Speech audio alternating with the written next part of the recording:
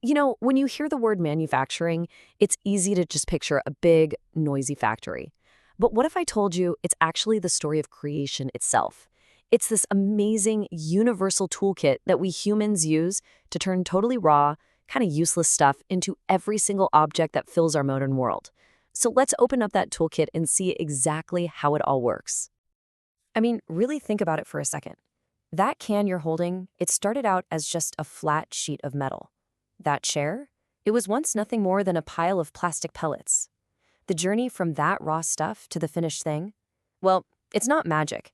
It's a series of brilliant, really deliberate steps. And today, we're going to unpack the entire playbook. All right, so here's our game plan. First, we'll nail down the basic mission of manufacturing. Then we'll get into the fundamental ways we shape things. And finally, we'll look at how we give every product that perfect final touch that makes it complete. So, first things first, what are we really talking about when we say manufacturing? Well, at its core, the goal is super simple, but unbelievably powerful. At its heart, every single manufacturing process does the exact same thing. It takes some kind of material, could be metal, plastic, wood, you name it, and it transforms it into a product that actually has a useful shape and function. It's literally the bridge between raw potential and a finished object you can hold. And what's really interesting is that no matter what you're making, the journey from raw material to a finished good almost always follows this exact path. First, you gotta prep the material itself, right? Maybe you heat it up to make it soft. Second, you give it its basic shape. And third, you refine it. You get those precise dimensions and that smooth, durable surface it needs. Okay, let's open up our toolkit. The first, and maybe the most intuitive way to make something is to just take what you've already got and, well, reshape. And here's the beautiful, simple truth of it all. Just about every manufacturing process on the entire planet falls into one of these three categories. You can reshape a material, kind of like a blacksmith hammering a horseshoe.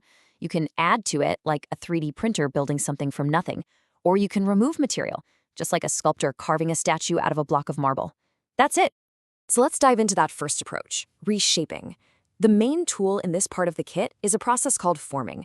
And honestly, the best way to picture it is to think about working with modeling clay. You're not adding anything, you're not taking anything away, you're just applying force. You're pushing, pulling, squeezing it to deform the material you already have into the new shape you want. And this one simple idea, man, it unlocks an incredible range of possibilities. This is how we roll metal into super thin sheets, or extrude plastic into complex shapes for things like window frames, or forge steel to make it unbelievably strong. Every one of these terms you see here is just a different, clever way to apply that force. And hey, see that last one, deep drawing? That is exactly how we go from a flat little metal disc to the seamless body of a soda can. Pretty cool, right? Now, the other big reshaping technique is casting. With this one, instead of squishing a solid, you start by melting the material completely, turning it into a liquid. Then you just pour it into a mold and let it cool down and harden. It's the perfect way to create really complicated solid parts, like an engine block for a car or even a simple wrench. All right, let's move on to the next set of tools in our kit. And these two represent completely opposite ways of thinking. The big question is, do you build something up from scratch or do you carve it out of a solid block? And right here, you can see those two philosophies in action. On one side, you have additive manufacturing, which I'm sure you know better as 3D printing. It builds an object from the ground up, one tiny layer at a time. And on the other side, there's a process called wasting, or subtractive manufacturing. This one starts with a solid block and carves away everything that isn't the final part. To really get a feel for it, just imagine a computer guiding this tiny little nozzle, almost like a super precise hot glue gun, laying down melted material in an exact pattern. It does this over and over and over again, fusing each new layer to the one below it, until a complex 3D object literally materializes out of thin air with almost zero waste. It's incredible. Wasting, on the other hand, is that classic sculptor's approach. You use tools like drills, lasers, or computer-controlled routers to just cut, grind, and shave away material. The whole goal is just to reveal the final shape that was kind of hidden inside that original block. And while this method can be amazingly precise, the big trade-off is that you're always going to create waste from all that material you had to cut away. So you've reshaped, added, or removed your material to create the part. You're done, right? Not so fast. Now comes the final and absolutely crucial step, the finish. This is what turns a rough part into a functional, beautiful product that's ready for the world. And look, finishing isn't just about making something look pretty, though that's definitely part of it. It's a super technical process. Does the part need to resist rust? Does it need to be harder and more durable? Does it need to conduct electricity or maybe have less friction so it can slide easily? The surface finish is what determines all of these critical properties. And what's so fascinating here is that even the finishing process fits right back into our main toolkit.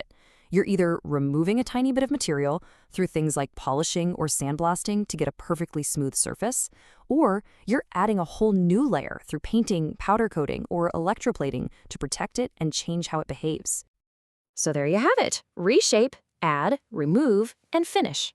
Those 4 fundamental ideas explain how nearly everything around you is made. Seriously, whether we're talking about forging a giant steel beam, 3D printing a custom medical implant, or polishing the case on your smartphone, you're really just seeing a tool from this very kit in action. It's a beautifully simple framework for an incredibly complex world. But I want to leave you with one final thought. For thousands of years, we have relied on reshaping and removing material. But now, the power of adding material is just exploding. So, will we reach a point where additive manufacturing becomes so advanced, so fast, and so versatile that the other tools in our kit become, well, relics of the past? What do you think?